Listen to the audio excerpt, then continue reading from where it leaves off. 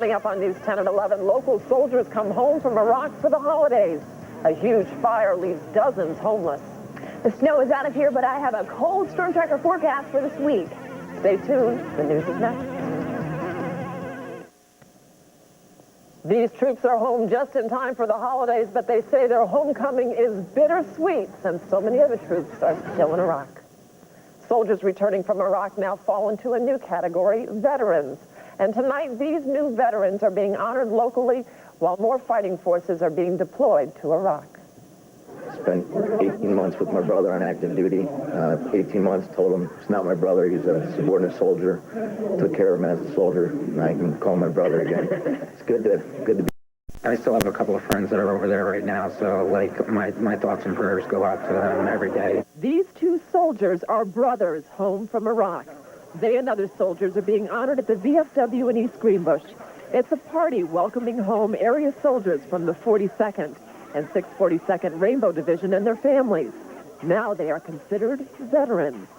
Part of the party was to make the kids smile. They got gifts from Santa to help bring in the season and some entertainment with music and a dancing clown. But they don't forget the soldiers still fighting in Iraq and Afghanistan. And they have holiday wishes for them. I've got quite a few friends over there, but quite a few friends, our extended family basically behind. That, we get through this period in our history and we can find some peace on earth. Happy holidays! Massachusetts Senator John Kerry renews his call to bring 20,000 troops home from Iraq for Christmas. That's if parliamentary elections in the country are successful. Kerry made his remarks on CBS's Face the Nation. The 2004 presidential candidate said it is dangerous to the mission to leave American troops in large numbers, and they should be pulled back. Secretary of State Donald Rumsfeld said a few weeks ago that the administration planned to scale down the number of troops from more than 150,000 to about 130,000 after the election. A chilly and cold day here in the capital region, but will it last for your return to work tomorrow? Meteorologist Katie Virtue is here with the first look at the forecast. Katie. Well, Lisa, I'll tell you that the chill is going to stick around, but the snow isn't, which is good news, although there are still a few scattered snow showers left on our live HD Doppler radar right now. You can see some of those snow showers off to the north of Albany, moving south of Glens Falls across the Northway there, and also into Vermont right here. These will continue moving from the west northwest throughout the area tonight. It looks like they're going to be mainly very, very light snow showers, maybe some flurries for those areas. That's all coming off of Lake Ontario, in fact, because of cold air moving into the area. And it's going to be a cold night tonight. Here's your forecast first. It looks like we'll drop down to 19 degrees by 7 o'clock tomorrow morning. By noon, we'll be up to around 27. We're going to reach a high in the mid-30s tomorrow, so it will be a little bit warmer than today with some sunshine. But that doesn't show the chill that we're going to see midweek. I'll have much more about that coming up later on in the newscast. Lisa? Thanks, Katie. A two-car crash backs up traffic on Central Avenue near the busy intersection of 155 and Colony. Colony police say a Hummer and an SUV collided just after 7 tonight. The SUV ended up hitting a utility pole and bursting into flames. A woman and 2 children had to be taken to the hospital for minor injuries. Police had to come in to direct traffic while a crew from National Grid restored service to a nearby traffic light. 24 people are homeless tonight in Boston Spa after an early morning fire tore through an apartment building. Firefighters were back at the scene this afternoon, and their investigation found the fire was sparked by faulty electrical wiring. The fire started around 3:30 this morning and moved quickly through the old building, which held 6 apartments. Everyone was able to get out, but it took 100 firefighters about 3 hours to get it under control. We had a few minor injuries. We ended up taking 2 people off the roof of the next door building. They climbed out on the roof. We got them down. They're all devastating to the people, regardless of the weather. This one was especially worse because there were so many people involved. The people living in the building lost everything. The Red Cross is putting them up in the Fairfield Inn in Malta for a few days. An Albany man faces arson charges after allegedly setting his apartment building on fire. Police say 41-year-old Joseph Week set a fire in the basement of the Eloise Apartments on Lake Avenue just before midnight last night. Week allegedly started the fire after an argument with his landlord. About 100 residents were forced out into the cold. 3 people suffered from smoke inhalation. The basement of the building has substantial fire, smoke, and water damage. 6 families who lost everything in a fire in Mechanicville last month are getting some help to rebuild their lives. The Emmanuel United Church in Mechanicville held an auction today to raise money for the victims of a fire at the John S. Moore homes. Church members and other generous residents donated goods, services, and gift certificates for today's auction. Pastor John Miller says the spirit of the holiday season is about giving, and he says the church tries to be a light in the dark for people who have suffered a loss like a fire. If the church can send this message out to the community that there is always some light shining in the darkness, then it seems to me we've done a pretty good job. Organizers are still tabulating how much they raised at today's event. A bus driver from Gloversville remains in critical condition after 2 tour buses from the local area crashed in New Jersey. Don Snell was the driver of one of the buses involved. 16 other people from the Capital Region received minor injuries from the crash in Hasbrook Heights, New Jersey yesterday morning. Their bus was carrying passengers to New York City on a shopping trip. A local woman, Tracy Bolton of Clifton Park, who is a nurse at Albany Med, happened to be at the scene and gave Snell life-saving treatment until paramedics arrived. The cause of the crash is still being investigated. The 787 ramp leading into Albany's Empire State Plaza will be shut down again starting tomorrow. This time it will be closed for 7 to 10 days. The ramp reopened 2 weeks ago after months of repairs following a shift in the structure. Workers will now install a new joint that will allow the ramp to expand and contract with the temperature. The light snow and cold temperatures set the perfect stage for a Victorian stroll in Troy today. The 23rd annual Troy Victorian Stroll was filled with wandering musicians, dancing, storytelling, and costumed performers. There's Uncle Sam. You can do everything from riding a fire truck to riding an aqueduct. And in between, the arts and crafts and entertainment. There was plenty of good food to eat as well. This is the perfect day. You know, it's a little chilly and there's a few snowflakes in the air, but it really adds to the festivities and the nostalgia, and it really makes the city look magical with all the lights. The Victorian Stroll wrapped up at 5 o'clock with the lighting of the Christmas tree at Troy City Hall. Oftentimes, charity parties this time of year give some random gifts that have been donated. But a party we went to today, very different. These kids in need made a list of what they really wanted, and a Saratoga Springs man filled it. Here's News 10's John Craig. What was the biggest surprise, or what was the coolest thing? The bike. The tea set. And is that what you really wanted? Yeah. Wow. Were you very surprised? Uh-huh. What did you say when you opened it up? Wow. That's just what he wanted to. How many kids are getting a great Christmas? 53. That's a big number, isn't it? These are the true sounds of the season from children in need. The lists were filled by this man, David Filipino, without the red suit. The president of Saratoga Studios and former mortgage magnate uses his foundation to help kids. Each child got $250 worth of gifts. These children, they're at risk, and they otherwise wouldn't have had much of a Christmas, which is sad. And we try to every year do a party like this. All the kids are happy. They asked them what they would like to get, and 9 out of 10 he got them exactly that. It was really nice. Mentoring program in general is a really good program. They do a lot for the kids, and we really appreciate it. Everything. And this time of year when folks may not have as much, it's really, you're going to walk out with a big bag. Definitely. I got to make 2 trips home now. Merry Christmas! Merry Christmas! So quite a warm feeling behind those windows here at the Canfield Casino. Not a bad setting either as they get ready for the holidays. In Saratoga Springs, John Craig, News 10. Another sign we are getting ready for the holidays, the tree lighting at the Empire State Plaza. And so the tree was lit. I Love New York capped off an afternoon of fun on the plaza, including craft vendors, ice skating, and storytelling. They sponsored this big event.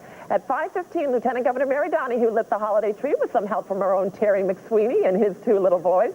The 35-foot spruce tree was donated by a Cahoes family. Fireworks lit up the sky following the tree lighting.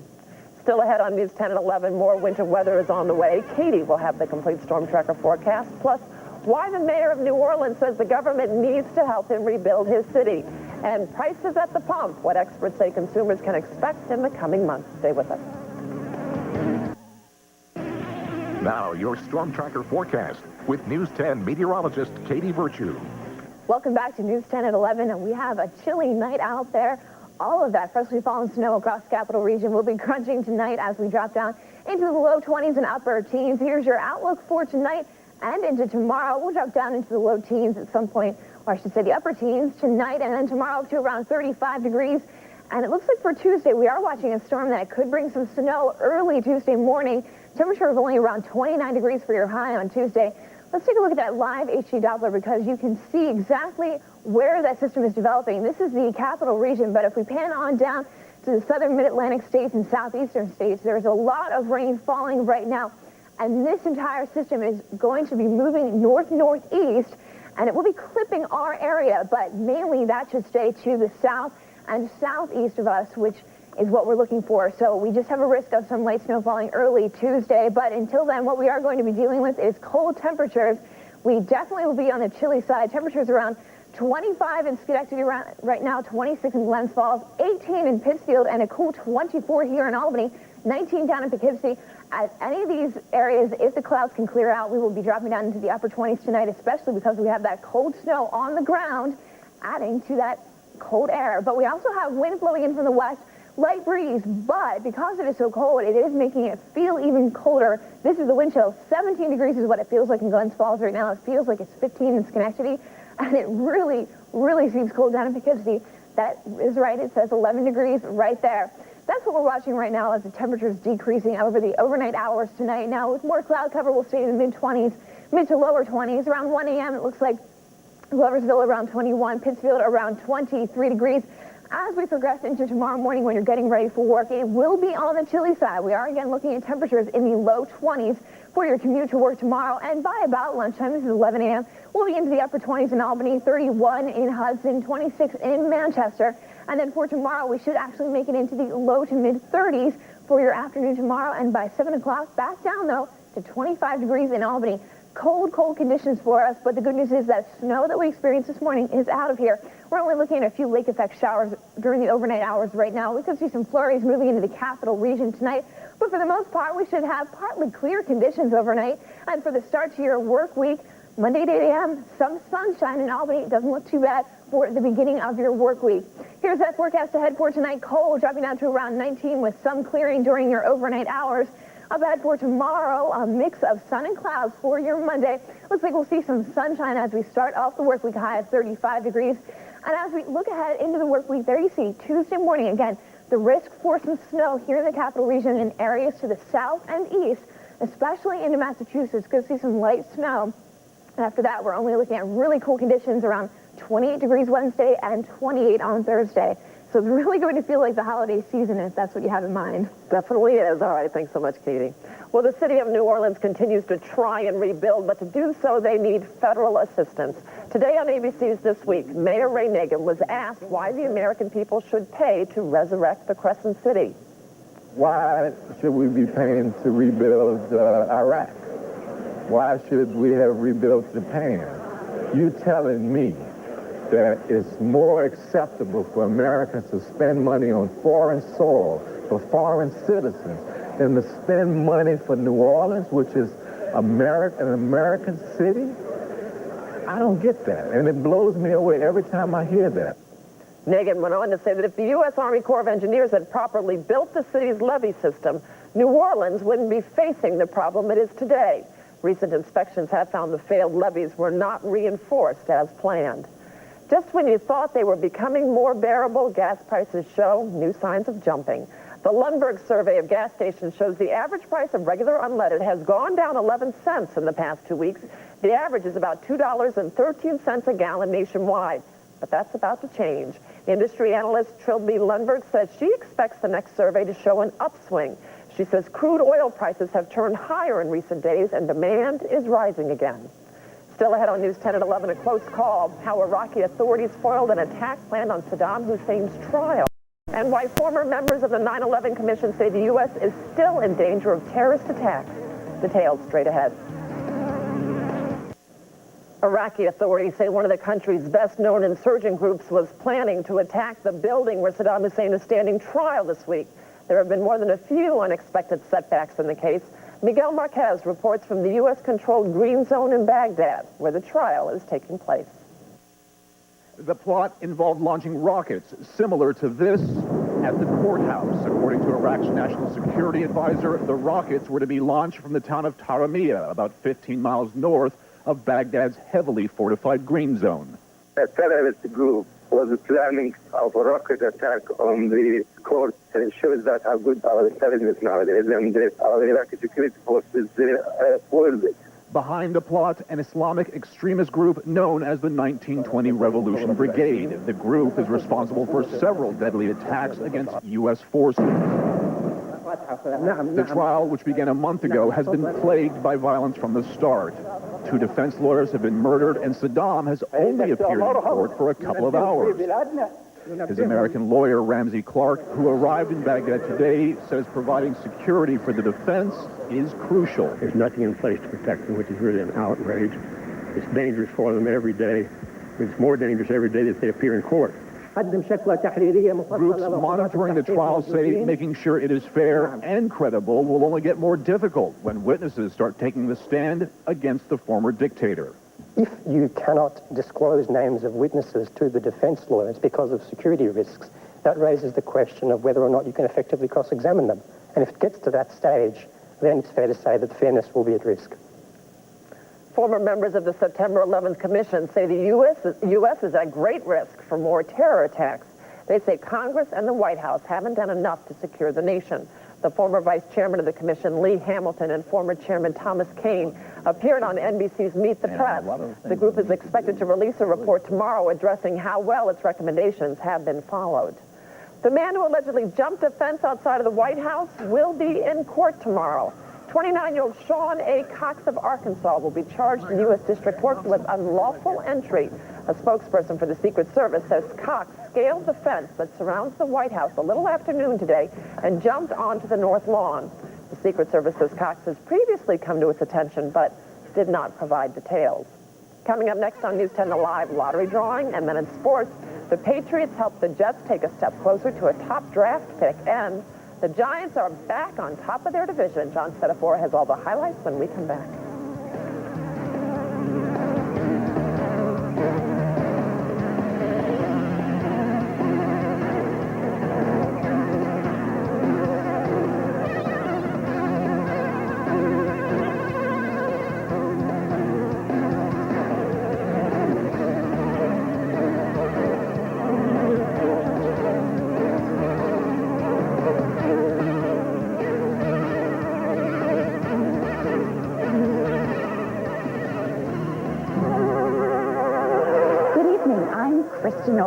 Welcome to Sunday, December 4th, Take 5 drawing being observed by an auditor from KPMG. Tonight's winning Take 5 numbers are 31, 6,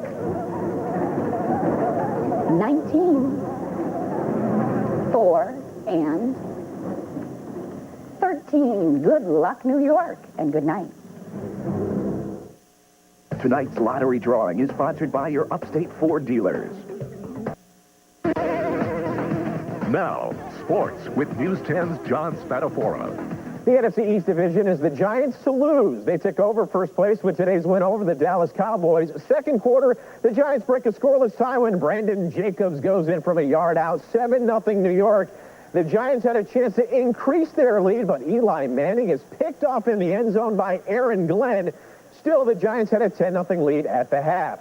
The defense comes up big to start the second half. Dallas fumbles. Antonio Pierce there to pick it up and take it in. 17-zip New York. Manning allowed the Cowboys to get back into it, though. Aaron Glenn intercepts him deep in Giants territory. That leads to this. Drew Bledsoe to Terry Glenn. Dallas was within 7, but they would get no closer. The Big Blue defense held the Cowboys off. Julius Jones doesn't get out of bounds, and the clock runs out. The Giants hold on for a 17-10 victory. You can talk about schemes, you can talk about a lot of different things, but I think the guys just knew we had to have more heart than anything else. And we played them before. We knew we missed out on an opportunity in Dallas, so we just didn't want that to happen again. By and large, we were able to control the line of scrimmage, and of course we got outstanding plays from the ends as well. And you know, I thought our defensive game all the way around was just outstanding. The New England Patriots have struggled to a 6-5 record this season. They still lead the AFC East standings. A win over the Jets would take the Pats one step closer to a division title and another trip to the postseason. Not a whole lot of excitement in this one. Late third quarter, Corey Dillon scores from a yard out, the only touchdown of the ball game. Here's what the Jets offense looked like. Brooks Bollinger intercepted by Ellis Hobbs. New England takes care of the Jets 16-3. The Buffalo Bills, after their first road win of the year when they took on rival Miami, the Bills jumped out to a 23-3 lead. J.P. Lossman and Lee Evans hooked up for 3 touchdowns in the first quarter. Blowout, right?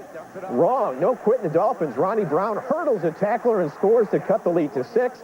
Late fourth quarter now, clock running down. 4th down, Sage Rosenfeld to Chris Chambers. Comeback complete. The Dolphins beat the Bills 24-23. The BCS college games were selected on ABC today. Of course, the Rose Bowl, no surprise. It'll be USC and Texas. Orange Bowl will feature Penn State and Florida State. In the Fiesta, it's Notre Dame and Ohio State. That should be a good rematch of an earlier meeting. And in the Sugar Bowl, it's West Virginia taking on Georgia. You can see all those games right here on Channel 10. On the ice, the Albany River Rats won in Springfield 6-2, and the Adirondack Frostbite fell to Kalamazoo 4-2 the final there. Been a rocky start for Knicks head coach Larry Brown. He's seen his new team lose twice as many games as they've won. New York dropped another tough one today at the Garden. Second half, poor Knicks defense. Delonte West goes baseline and slams it home. The Celtics were in front for most of the game, but the Knicks would make a run in the fourth quarter. Stephon Marbury drives for 2 of his 35 points. He led all scorers, but it wasn't enough. Down 3 with time running down. Nate Robinson's attempt to tie it is off the mark. The Knicks go down 102-99. The UAlbany women beat Columbia tonight. Baseball note, the Mets have acquired catcher Paul Lo Duca in a trade. That's all right. Thanks so much, John. Sure. Well, still ahead on News 10 and 11, more women are taking jobs on the farm. We'll tell you why. And should you give your mailman a holiday tip? What about your babysitter? How to know who to tip and just how much when News 10 and 11 returns. 'Tis the season of giving, but when it comes to holiday tipping, most people aren't even sure where to begin. Gigi Stone has some answers. Let it snow, and so. There's nothing like the joy of the holidays until you feel that pit in your stomach. How am I going to come up with all those tips? I never know if I'm doing enough or not enough or going overboard. You may have the mailman, the hairdresser, even a dog groomer. And in cities like New York, tenants are provided with a list of the building's doormen. The message is clear. They expect tips. It can add up to hundreds, even thousands of dollars. The doorman is more likely to get up and help you with your packages when you come in and to offer you an umbrella when you're going out in the rain. So where do you reach the tipping point? 42% of Consumer Report subscribers say they were so confused about what to tip last year, they ended up not giving anything. To be fair to everyone, all of a sudden you start adding on how many people you're tipping, and it's substantial. But most people can't get away from it. This parking garage posts customers' names and how much they give. So by posting it up there, you really get them to tip more. Oh, yeah, I think so. Yeah, I think it helps a lot. At this ice cream shop, employees sing a song every time someone puts a tip in their jar. Oh, we wish you a Merry Christmas and Happy New Year. I disagree with the notion that you have to give a holiday tip to everybody automatically. I think they should be given to people that you want to give them to, that you feel deserve them. The generally accepted guide is to give the cost of one service. For example, your babysitter or housekeeper or hairdresser gets 1 day's pay. Give gifts, not cash, to your mail carrier and children's teachers. That is all they're allowed to accept. Paper deliverers and handyman get $10 to $30. And if you can't give anything at all, a nice handwritten note is always better than nothing. Well, the face of the American farmer is changing. In a single generation, the number of family farms in the U.S. has plummeted drastically. There may be fewer farms, but now there's more than 200,000 of them being run by women. That's an 86% increase in the last 25 years. I think one of the biggest reasons that women are good farmers is the sensory nature of it. To know that you took that tiny little thing from that process of putting it in the ground and bringing it to full maturity, it's so tactile. I mean, it's all your senses are involved. You smell it, you taste it, you feel it, you hear it. It makes you whole. Many of the women now becoming farmers are especially interested in organic farming. Females account for more than 20% of organic farmers today. They love to get out there and get their hands in the dirt. Yeah. How about farming this time of year. No. They could take a break, although I know there's lots to do on a farm, yeah. Oh, yeah, and it looks like at least the snow's out of here. We saw a couple of inches earlier today, and that's all gone. It looks like what we are looking now for the Sunday coming up, we're going to be cold. That's the story. Coming up tonight, it will be chilly. Tomorrow, a high of around 35. That is still unseasonably cool for this time of year. And Tuesday, looking to possibly see light snow early Tuesday. Areas south and east of Albany, areas north and west aren't going to see anything except cloud cover. And then by Wednesday, temperatures are going to drop around 28 for your high on Wednesday and Thursday. But things are looking up after that because you will notice there isn't much in the way of the white stuff coming up for the rest of the week. It looks pretty good for the rest of the week with some sunshine even in high pressure as we end up the work week. So it can only get better from here. All right. Thanks so much, Katie. Well, that's going to do it for us. We will see you back here tomorrow. Have a great night. Good night.